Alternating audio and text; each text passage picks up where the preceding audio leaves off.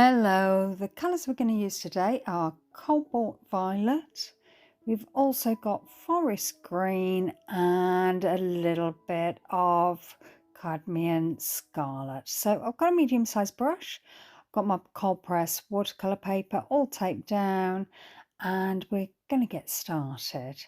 So we are dragging the paint across the page, quite a random process really.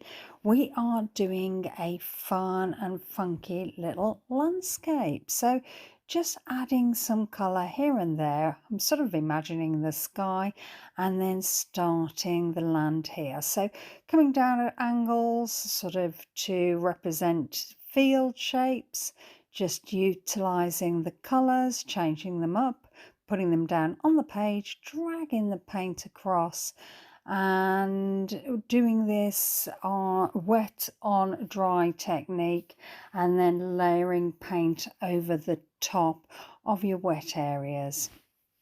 So I've let the paint dry, and we've got some of these Posca acrylic paint pens, and just drawing some lines across that sky there, just being random, and then just thinking of some kind of organic shapes to put on the landscape. So some little twiggy kind of shapes here with this lovely luscious turquoise blue, and that really pops against those background colours, the red and the purple, giving a pop of colour in that background, and then just filling in this shape here. So just doing some lines on that purple shape that is there. All I'm doing is looking at the page, look at the paint, what the marks have been left by the paint, and just imagining what would look good on top of there. So it might just be lines, maybe some dots, maybe some shapes, maybe some round little dots here. Again, putting the dots on top of that foliage there. Anything that comes to mind, just put it down and just see what happens. Abstract landscapes are very fun to do. It's just all representational of a real landscape. So you can just put down anything that pops into your mind. You can put it down and just see what it looks like. So I'm using the Posca pen here and doing some stars here and there. And then adding some little dots as well, just in the background.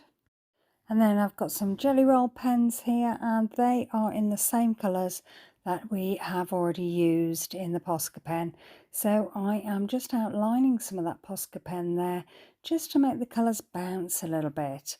When you use colours from the opposite side of the colour wheel, that's what you find. They sort of accentuate each other and give a sort of 3D effect. It's as though they're fighting for your attention, you know, because they're opposite to each other. It's like they're saying, look at me, I'm here, please. And that's why you get that kind of effect. An abstract landscape, sort of, it's an interpretation, and it gives you a connection with your piece on sort of an emotional level. Rather than identifying specific geographical features. It's a landscape of the mind where colours sing, shapes dance, and textures sort of tell a story without uttering a literal word.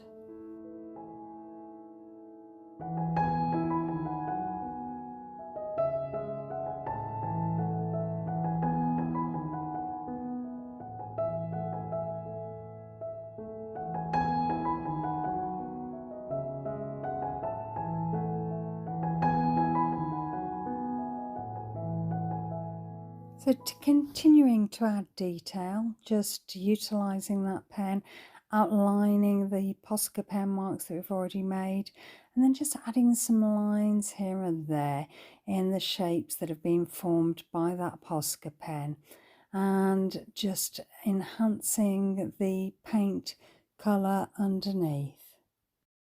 So I hope you like this. I hope you get to try. If you can let me know in the comments how you get on, that would be great. I'd love to hear from you. I always come straight back to you. If you want to see more of these videos, maybe if you subscribe, then you get to see all the latest videos that come out.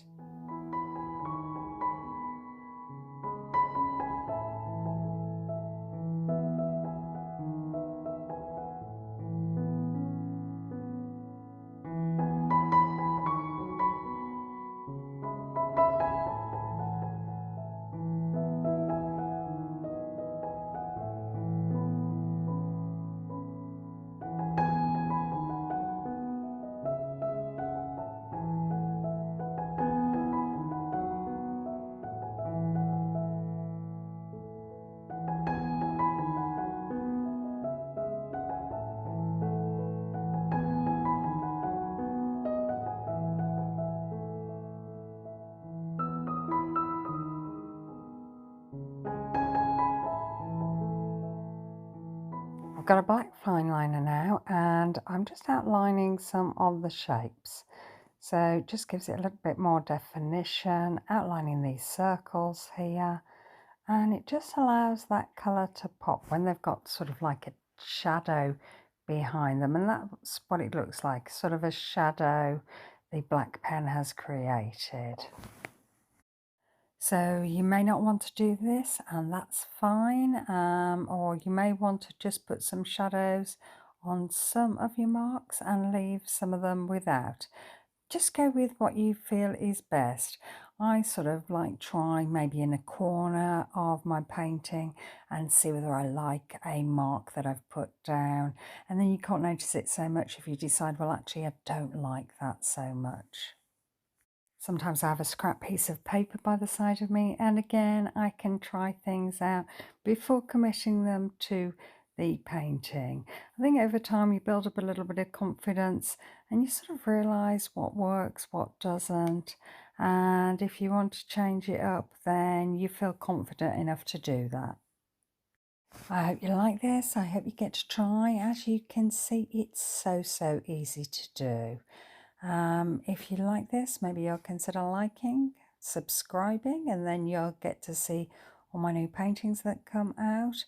Or maybe you want to leave me a comment. Let me know how you think this went. Are you going to try it? What's your art journey been? So you can see all the lovely detail here, and I think it's turned out quite well. I love the way the purple and green and orange pop against each other. Gives a really nice zesty look. Okay, well, thanks for watching and hope to see you again soon. Have a good day. Bye.